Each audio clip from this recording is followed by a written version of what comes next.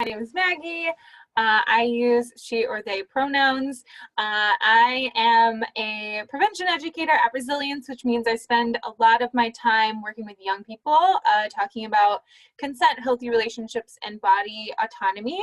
And I also run the Our Music, My Body campaign, which looks specifically at gender-based violence and discrimination in the music community. I was drawn to that work in particular because I have not only spent over half my life working in the service industry, which it has a whole lot of overlap with the music community or industry, but also because I grew up in a really small like DIY punk scene where there really wasn't a space for people like me, for women, for queer folks, for anybody but like kind of macho straight white guys, frankly. So I really love the work that I get to do with Our Music, My Body by trying to expand the scene in Chicago. So that's really what inspired this talk today. As we go through the slides, mostly the slides exist because I'm a visual learner, and so I feel it's helpful to have that, but that's not to say this is like a very like rigid, like I talk, you listen type thing, especially since there's just a few of us. Like I will prompt you to go off mute and talk, but also too, if you want to just go off mute at any point and interject, like please do. I love that. And one last thing, Resilience, if you're unfamiliar, is one of Chicago's oldest running and largest rape crisis agencies. We provide support to survivors all free of charge, all the way, everything from group and individual therapies to representation, advocacy in the courtroom and at the hospital, and then prevention stuff like this. And I'll have more info about us at the end. All right, so before I start, a quick accessibility check. First off, give me a thumbs up if you can hear me fine. Awesome. And then if you have any specific accessibility needs, please, you can send them in like a private chat to me so I can keep an eye out, or not. I'll just give you a second to do that if you want to.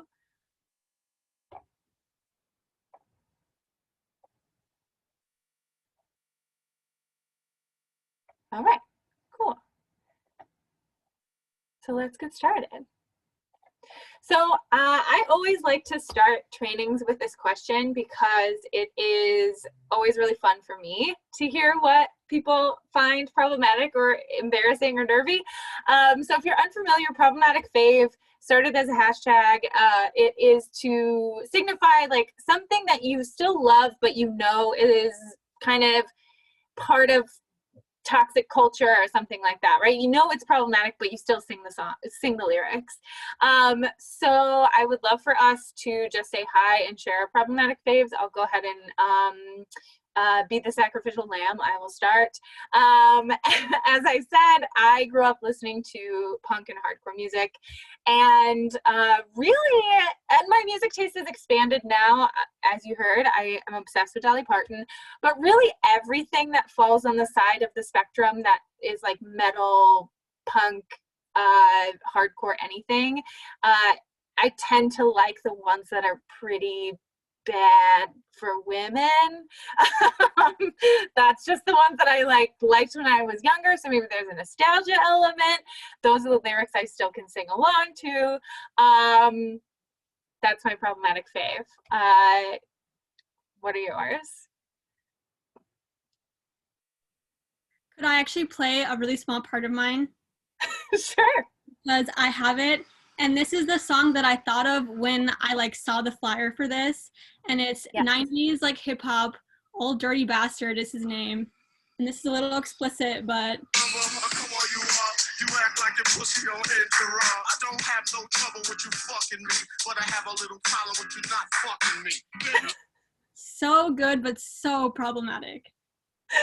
Yes, that is a great song. Thank you for reminding me that it exists. I don't know that we can put this on our YouTube channel anymore yet. We'll just have to edit this. Yeah. That was great. I appreciated it. Peyton, do you want to share yours? Oh, I found them. There are just a few songs. I think is it Black Bear and G-Eazy? It's called Friends. And the song, yeah, can we fucking still be friends? And then they talk about a bunch of stuff about doing things to women, and it's yes, yeah, that's bad, but I bop to it. And then the other one, probably the biggest problematic fave, is Birthday Cake by Rihanna and Chris Brown. Um, yeah, I did Zumba to that song when I first got to Loyola, and I became emotionally attached. And then later I understood the implications of that, and I listened to the first half of the song, but I missed the second half. I am glad that you're finding ways to, like, you know, still enjoy it in a way that doesn't make you like feel bad inside. Mira, do you want to share one? Eminem, huge like crush, like it's more than just his music. Like I had a huge crush on him growing like in college and high school. 8 Mile, oh my god, that movie. So yes. Yes, absolutely. I feel like I just learned so much about you in that share, which is also why I love doing this as sort of an icebreaker, because I feel like it really cuts to the quick of all of us. So thank you so much for sharing your problematic faves. Part of why I do that as the beginning is also to kind of ground us in acknowledging that, like, we all participate in this toxic culture that we're talking about, right? Like, it's, to an extent, it's inevitable. And so I want to be super clear in saying that, like, we can be conscious consumers. We can, as Peyton said, find ways to like enjoy what we enjoy and cut out the bits that make us feel weird. Or we can just like wholeheartedly jump face first into it and still be like good practicing feminists and good people, et cetera, et cetera, et cetera, right? Because part of the work of moving towards transformative justice is breaking down binaries of like good and bad, right? It's not that black and white. And by sharing these problematic things, we recognize that we live in that gray, right? It is not so easy, unfortunately. So one thing I want to have us all take from this is I'm hopeful that we can come up with a shared playlist. I've never tried this before, so it'll be an experiment. But if you're like me, whenever I'm participating in webinars, I need to be like fidgeting. I need to be like doodling or looking, like scrolling on something else while I listen. So I super empathize if that's what you need to, which is why I stuck this at the beginning. So if it's helpful for you to log into the Spotify and be adding to this playlist as we go, I absolutely support it. But I am going to give you some actual time at the end to do it too. And I'm hoping it can be like a fun thing we do together. Much like Anne sharing that clip from that song, like I want us to sort of like work on this playlist together. So I will put that link in the chat really quickly so that you can log on if you want. Also, no pressure if you want to wait. And let me know if the link doesn't work for some reason. That last letter might be a lowercase l. Who knows? So just so that we can all start on the same page, I feel like it's kind of mandatory to share some definitions. You're probably familiar with these terms already, especially if you self-selected to come to this workshop. So I'll give you a second to read through those before we dive in. The link didn't work for me. Did it work for anyone else? I have not tried it, but I can try it. I can also put the long link in. Let me do that. See if that works. Oh, okay. It just took a long time to load. All good. Oh, cool. Awesome. All right. So And we may be familiar with the images on the right too. Again, I'm assuming that we're starting with some level of familiarity with these concepts. So I want to acknowledge that these images on the right especially are a really awesome tools to introduce concepts of consent and boundaries and healthy sexuality, and I use them all the time. But because, as I said, I'm assuming we're coming in with some level of understanding, I want us to elevate that understanding together and acknowledge that these resources do play into that binary I mentioned before of like good and bad, consent, not consent, right? And we have to really start by acknowledging that that line is not always as like firm as we want to think it is. There's so many factors that sort of play into someone's experience of sexual violence. So as soon as we can understand collectively that sexual violence is an act of power and control ultimately, and not an act of like weird sex stuff, we can start to unpack too how things like social status, class, race, and sexuality, and all these different identities factor into how power plays out in a relationship, and how that is going to ultimately influence someone's ability to give consent, get consent, and maintain their boundaries in a way that makes them feel safe. And so before we move past this, do we have questions about that, or thoughts or feelings? Okay, cool. So one of the biggest binaries that also contributes to how we see sexual violence play out in our culture is that of the gender binary. And so I want to acknowledge that some of the stuff I'm going to be talking about is going to be pretty like heteronormative, but it is because we are rooted in that understanding of like power and who has it and who doesn't and how it works out in a relationship. So I want to acknowledge that like obviously these things happen in non-heteronormative situations and relationships and with people, but the conversation up to this point, like in our society and culturally, has been super hetero. So I'm gonna try to break through as much as I can, but I also am not a huge fan of just like painting a rainbow flag on a situation and being like, it's about gay people now. So I wanna acknowledge my sort of like, there are some limits because of just sort of how the conversation has gone so far. So, you know, we can all work together to expand that after today. So let's look at rape culture, right? The topic of the hour. So give me a thumbs up if you've seen this pyramid before. Okay, cool. So we're familiar with the concept of rape culture being that it is a culture or a system that makes sexual violence excusable, laughable, generally acceptable in our society. And it works not in a vacuum, but rather in a series of events that play onto each other, and that's hence the pyramid. So on the left, these statements represent the risk factors for perpetrating harm, for causing harm or doing sexual violence. And these come from the CDC. They're privacy and silence, normalizing violence, toxic masculinity, and limited roles for women. So can anyone think of just generally, you can think about music or not, how we may have seen these risk factors play out in our day-to-day?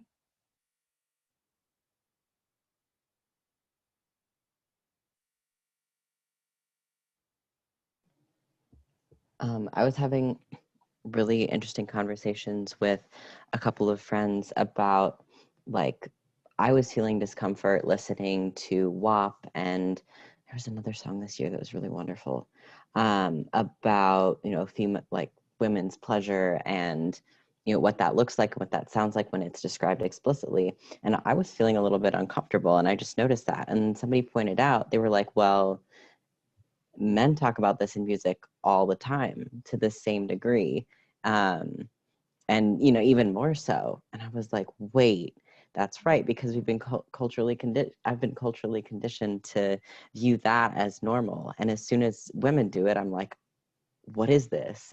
You know. Yes. Yeah. Thanks Like, for sharing that. And I would add on to that, you know, as a masculine person, I'm taking this because you have your pronouns in your name. So correct me if I'm misreading, but as a masculine person, a lot of times you might be socialized too to like protect women. And so like when women are being overtly sexual, you might have this like even completely subconscious reaction of like, oh, I need to do something. I need to cover them up. I need to like silence the conversation about their body because they need to be protected. Yeah, which is like also putting a lot of work pressure on your shoulders, collective your. But yeah, any other times where we see these risk factors?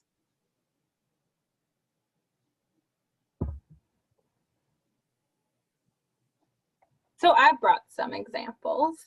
So let's dive in. First off, my favorite example of toxic masculinity is from The Breakfast Club. Have we seen this movie? Yes. Okay, great. So The Breakfast Club is came out in the 80s. It's a movie about unlikely friends bonding during Saturday detention. And the real stars of the show, if you will, are the bad boy, Bender, who's pictured here in the GIF, and the good girl, Claire, and played by the infamous Molly Ringwald.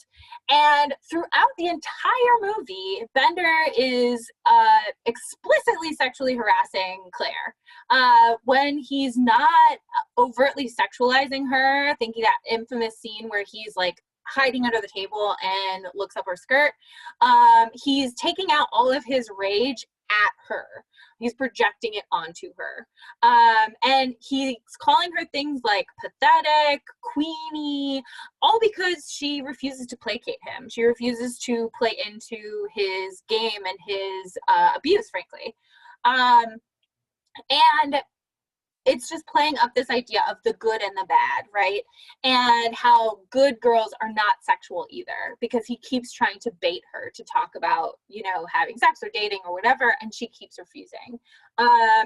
So at the end, spoiler alert, well, you said you've seen it, so no spoiler alert, but at the end, they end up together. They have this like really romantic scene with like a sunset in the background, where they kiss and she gives him her diamond earring. And then like the infamous ending to this movie is he's like walking across the football field with his fist in the air, to the tune of the band Simple Minds' Don't You Forget About Me, which like is one of those examples in pop culture of where a song has an entirely different life because of the movie it is attached to, right? Like, I don't know about you, but I will never hear that song and not think of this movie, right? And specifically that scene. So the thing that's really important about that scene in particular is that like he has got this like, I want victory, right? Which perpetuates or plays into, I should say, the idea that sex is like a game where we are playing on opposite teams against each other, right? Which would imply that there's a winner and a loser.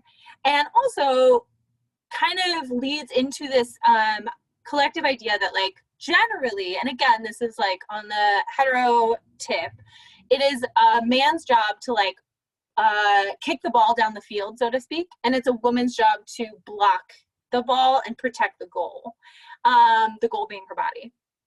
And that really sets us up for really unhealthy, non-consensual sexual relationships, because not only are we thinking like we're playing against each other, which is like not the goal, right? But also it can set us up for things like victim blaming, because again, we're saying it's someone's job to protect themselves from harm. And also it plays into these other risk factors of like, this is what men do, this is what women do, so on and so forth. So the other examples I have up here are, oh, I'm realizing the slide's cut off a little bit. I think this is the only one that I pushed it with the graphics, so hopefully it'll be okay. So sorry about that. So the other examples I have up here are of Adam Levine, well, the Maroon 5 song Animals. Have you seen this video before? No, maybe not. Okay. If we had more time, I would show you the video. I suggest you check it out yourself. But it is 3.5 minutes of just equating violence with sexiness in so many weird ways. So he is, first of all, he's like stalking this woman that he's singing the song about. And then secondly, while he is seen in the still, he's covered in blood because he's a butcher. So he's seen like cutting into raw meat while he's singing about I will like attack you like an animal, and equating that to sex. So that's normalizing violence in one weird way, while bigger than that, equating like forcefulness, stalking, this animalisticness with sex and sexuality. Plus the fact that like so many people think Adam Levine is such a babe and he like doesn't have a shirt on the whole time is kind of also playing into this, like, who's this for, you know? And then the other examples really get at silencing victims, so that privacy and silence risk factor. The way throwback is the artist Jerry Lee Lewis, who is rumored to have killed 2 of his wives, one of whom was his 13-year-old cousin. So there's a lot of layers in his story. But the thing that's important about his story is that after the murder of one of his wives, the police showed up to the house and they were so enamored by the fact that it was Jerry Lee Lewis that they were like straight up asking him for autographs and stuff rather than investigating like, why is there blood places? And that is really chalked up to how that murder was never solved. So not only is there the privacy and silence, but as I said before, there's that power piece. He had like the police who arguably have all of the power in this situation. He had them playing into his pocket, so to speak. And then finally, Jesse Lacey, frontman of the band Brand New. This one, I will admit, was pretty devastating for me to hear as a teenage fan of this band. He has a long history of essentially gaslighting young fans into doing a lot of things they maybe wouldn't have consented to otherwise. And then he used his power, similar to the Jerry Lee Lewis story, he used his power to silence them by threatening their career, by threatening their friendships, things like that. And also the other people in the band, turns out he was gaslighting them as well, so that they wouldn't think that what he was doing was weird, essentially. Any other examples now that we're kind of like thinking about it a little more?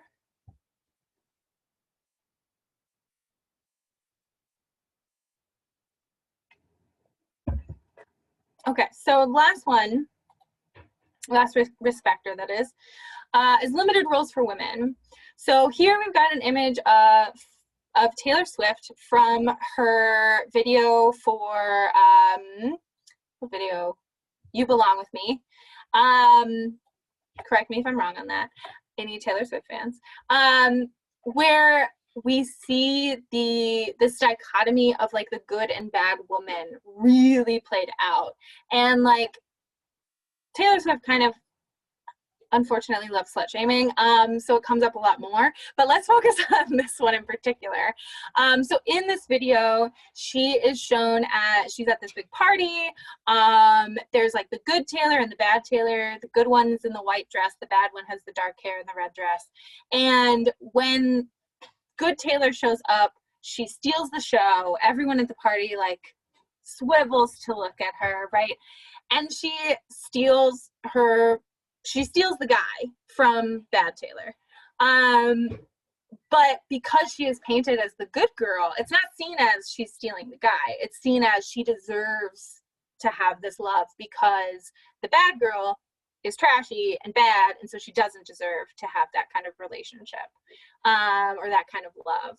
And this is especially frustrating, concerning if you are a follower of her music, because she wrote all sorts of songs about Joe Jonas like bailing on her for Camila Bell, and you know, so this theme of like the bad woman like stealing the man comes up a lot until it's turned on her, and then it's like, I deserve this. So it paints this really narrow picture of what women can be in relationships, but in music as well. Like Taylor is generally thought to be a like angelic musician character, right? Like she's like wholesome and good for the family. So whenever she's playing these more like characters on the other side of the spectrum, it's like, it's a joke. It's like over the top, it's campy, because we know that that's not really her. What are your thoughts, feelings about this Taylor Swift analysis? Especially if you like her, I'm sorry.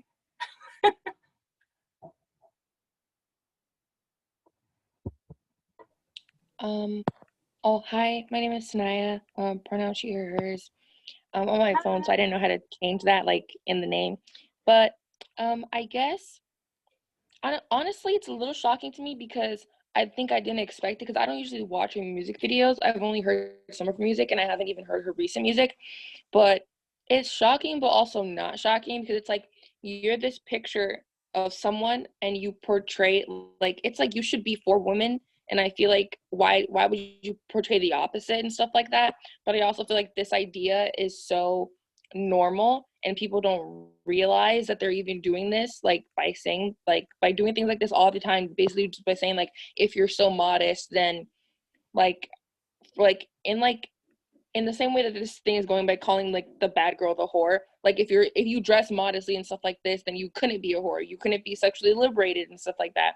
And it's just like, I don't know, I just feel like they should know better, and at least if these artists do know better now, then they should be able to say something about it, like say how you've changed, or say how you wouldn't want to portray this anymore, like with your brand or with it yourself. Like, I don't know, but yeah, that's just what I'm thinking about it.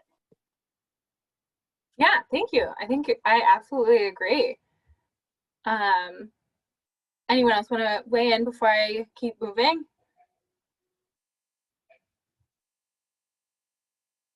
All right, so I want to acknowledge too, in the examples I've shown so far, I'm really not giving women any autonomy or control in these situations, right? The examples I'm sharing are really showing women as being like victims of not just violence, but of their circumstance, if you will, right? And something that I think is really awesome and exciting is that there has been a movement for years in hip hop for women to be more assertive and more in control. And we are seeing that coming to fruition now more recently this summer with, you guessed it, the WAP video. So we talked a little bit about this at the beginning, but like, how is dialogue around the WAP video talking about or acknowledging these themes of rape culture, violence against women, and women taking control of their bodies?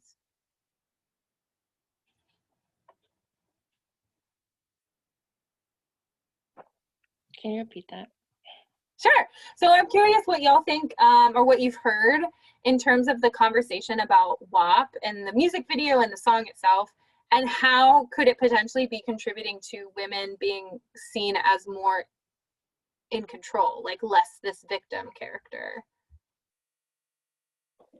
Oh, well, I mean, I know the whole song, and I just think that like they make it like known that it's not about the men, especially when they're, I guess, even when they're talking about having sex, just like basically saying that, like, because I think people view sex as though like, or men view sex as though it's like these women is doing this for us, but like they make it as though like this is not just for you. If anything, it's for me and it's about me. Like almost to say like you just happen to be there, but like it's just like they make it seem like it should be not only equal, but it should still be empowering for women. And I think they do a good job of that, especially in the lines where they talk mainly about themselves. And it's like, you notice that like a lot of men sing about women, and when they talk about sex, like whether they're like dirty or clean or something like that, but like they sing about themselves, which I think is good, and it paints them like it shows like more sexual liberation. But I have noticed on the other side that a lot of people are saying that like it paints women in a bad light. It makes women seem like they're, I don't know, like that they flaunt themselves in ways that they shouldn't. And I just don't think that's true, because that's like, if men can do it, then it's just like, and we allow men to do it, then why can't we allow those same women to be proud of those things that they are capable of? But yeah. Yeah, thank you. Absolutely. And Peyton shared a little bit about that at the beginning too, when we were talking about our problematic faves and how, you know, he received this song and had some type of feelings about it that he had to sort of work out on his own. Do you want to talk any more about that, Peyton? Sure. So yeah, I basically, when the song came out, I was having feelings of being like, oh, like what is this, like having discomfort around the discussion of explicit like female pleasure.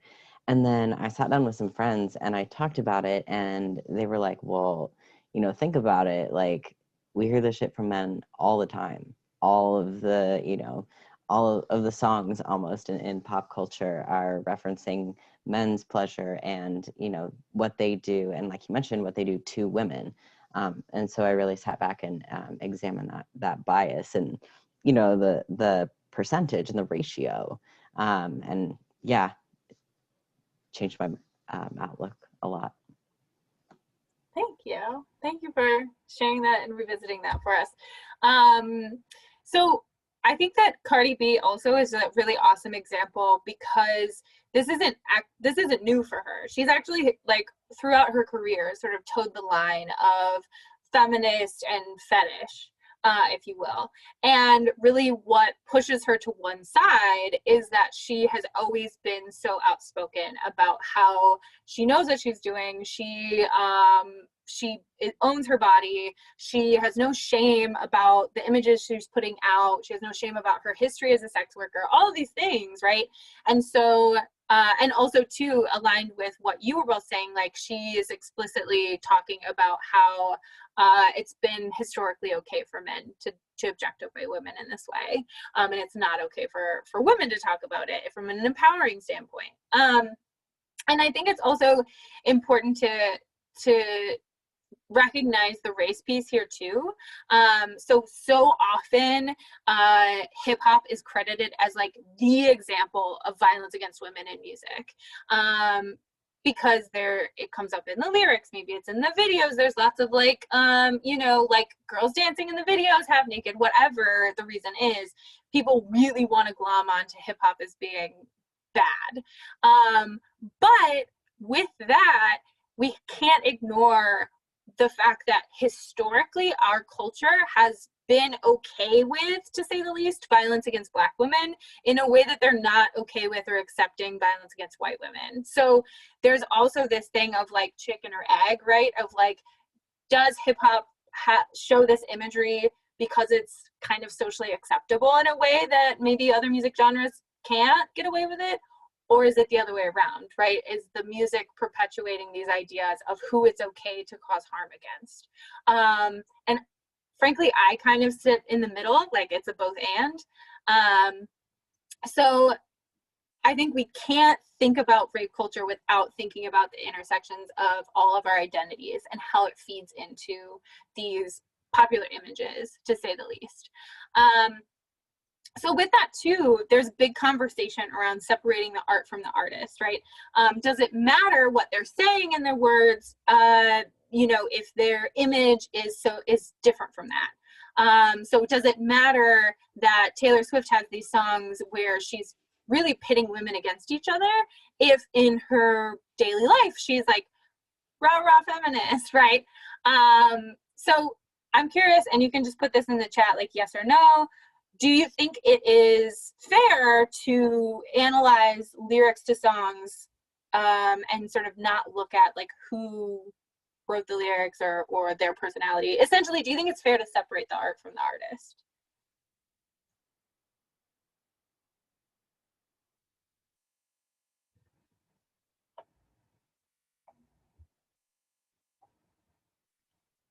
Maybe, maybe not. Maybe we're undecided. Maybe we came here today to learn that. That's fine.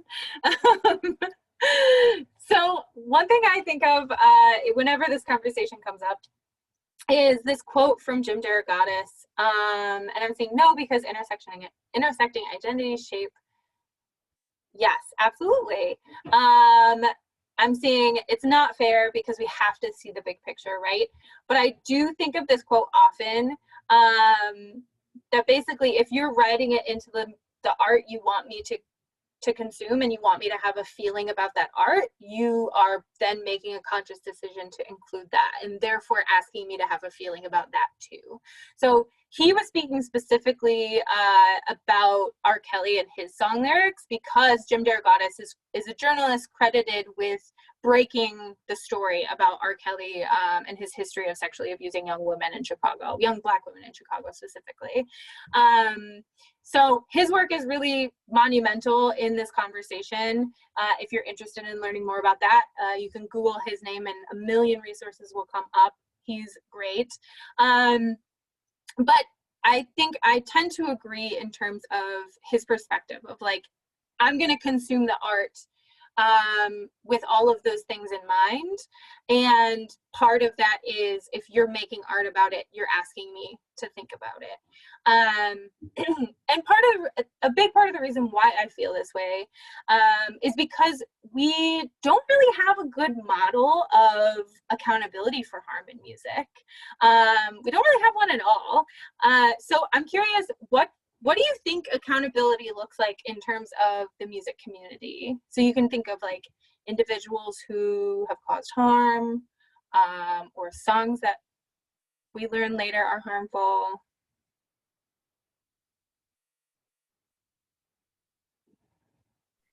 I feel like it doesn't really look like anything. It's just people just take sides and the artist continues on.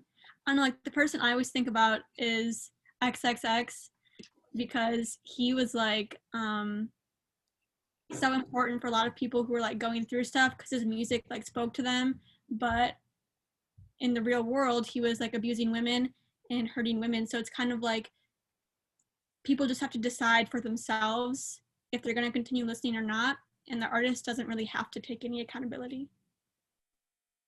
Yeah, that person has so much power that they can kind of choose to listen or not to what the fans or the community is saying about them. Yeah, absolutely. If anything, we are operating on cancel culture. I feel like it really took hold. It didn't necessarily start in music, but it really like sunk its teeth in music spaces, where cancel culture meaning like if someone is found to have caused harm, they essentially get booted out. And thanks to the internet, it can be a giant spectacle if it wants to be. But the sort of flip side of cancel culture is that it really doesn't give anyone the opportunity to learn and grow and heal. Cancel culture is frankly the antithesis of like transformative justice, transformative culture, because not only are steps often taken without the survivor having any input on what that looks like, but the perpetrator is being pushed out of their community who would arguably be the ones to help them do better, to hold them to account, to lift them up to a higher standard. And they're being pushed away from those people and from that space. So in fact, cancel culture tends to replicate the punitive justice system, and to, you know, lean on Angela Davis's wisdom about the criminal justice system. This type of culture or accountability doesn't disappear the problems, it disappears the people. And we kind of just get spiraled back into the same spot over and over and over. And with individuals get kind of tossed out as we go, but we're not stopping the spiral ever. So I like to introduce bystander intervention as one arm of community accountability. Community accountability is a whole thing that we could talk about for days, but bystander intervention is just one piece that is really useful, because you can start practicing it like tomorrow, to move towards a community, a music community that is more inclusive, sustainable, safe. So we're just going to kind of quickly go through the basics of bystander intervention, and then I want to wrap by giving you the last couple of minutes to look into that playlist. I'm really excited to see where we go.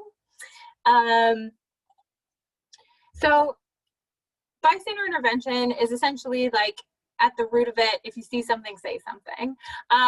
It is, you see harm happening and you try to intervene to stop the harm from either continuing or expanding. So this graphic shows kind of how you would move through the steps to decide what intervention you're going to choose.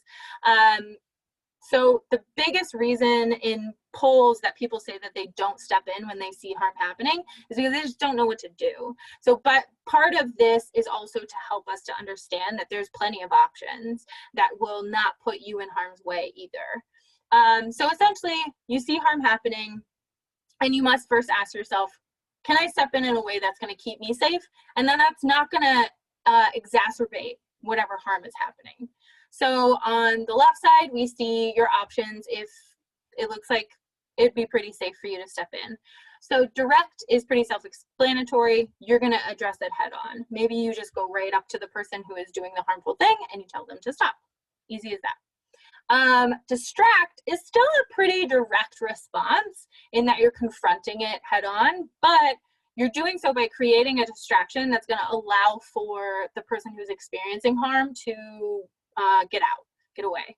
So an example I share a lot is if I have been at a show or at a bar, whatever, and I see someone who's being hit on by somebody else, and it's clear that they're not into it, like their body language is showing me that they're not interested or they're uncomfortable. Maybe they're kind of like turning their body away from the person. They're like scanning the room to make eye contact with anyone else. Whatever way I can tell, like, oh, they are not hyped on this. I could create a distraction by going up to that person and pretending I know them. Just saying like, hey, so-and-so, how's it going? I haven't seen you since, you know, that party last week, whatever. And if I've misread the situation, this is kind of the great thing about it.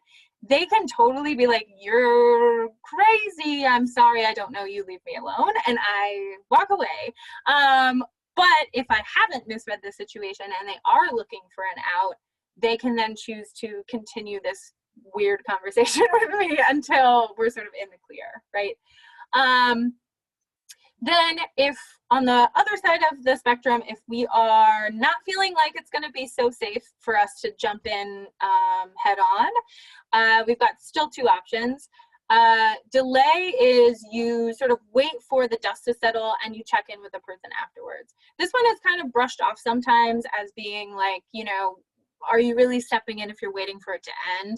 But I think it's still very legit because A, it's ensuring your safety, which is necessary, and B, it's still worthwhile to kind of show that you're a witness to that person. So oftentimes when we experience sexual harassment or violence, the first feeling we have is like, what did I do, right? Did I misread the situation? Did I lead them to believe that would be okay?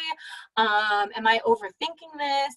And so to have someone come up and say, hey, I saw that and it was kind of weird, like, are you good? Can help to sort of ground you in reality and think like, oh yeah, that did happen and that was not okay, right? And then finally, delegate. So this one is really important. And in fact, I would say delegate goes well with all the rest. Delegate just means ask for help. And the reason why this is super important is because often we might jump to like, call 911 is the way to delegate. That's not what I mean. Because this whole community accountability model is based in like, we as a community work together to end harm. And unfortunately, the sort of dark side of bystander intervention is that it can be really sexist and racist when done wrong. So for instance, when in multiple studies of college students, they report that these strategies are pretty much exclusively left up to the men in the room. And as we know, if we've ever seen a fight escalate, a man, because of toxic masculinity especially, a man stepping into a situation might be perceived as a threat and actually like exacerbate the problem. So it is important that like maybe delegate means bringing in a friend who is not masculine presenting, who can help you. Also, the way it can turn out to be racist is like, I won't say a lot about this, but essentially, if you read the stories or ask any of the infamous Karens who have called the police on Black folks for like barbecuing, walking into their own house, using the bathroom, existing, they all were motivated by a feeling of like, I see something and I need to say something, right? So depending on if our internal biases are unchecked, we might act on those internal biases. So delegate can also be helpful in terms of maybe you grab a friend and say, this seems sketch, like, what do you think? Before you move forward. Do we have questions about that? Okay, cool. So to sum it up, supporting survivors really just means that you are following their lead. And I would say the same is true for, you know, pursuing a community accountability model, pursuing a better music community, is trusting the folks who've experienced harm, that they know the best course of action and that they're the experts on their situation. And what we can do together to make our music community better when we can eventually share community together, is to listen to those stories, check in with ourselves in the ways that we've shared that we have about our biases, right? And then commit to practicing these skills, right? And being conscious consumers of music and culture. So finally, here are some resources. You may be familiar with The Line, which is Loyola's hotline for survivors, friends, allies. And as I said, I work for Resilience. Here's our website and the Our Music My Body website if you want to learn more about us. And then I want to wrap with the last couple minutes for us to dive into this playlist. So I will go ahead and put that link back in. And the playlist is public. So I know, Sonia, you said you were on your phone. So if you have the app on your phone, you should be able to just go into the app and search for it.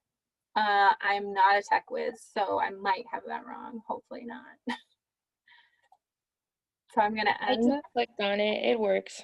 Oh, great. All right. So while we are racking our brains for our favorite songs, do we have any questions, thoughts, feelings in our last minute together?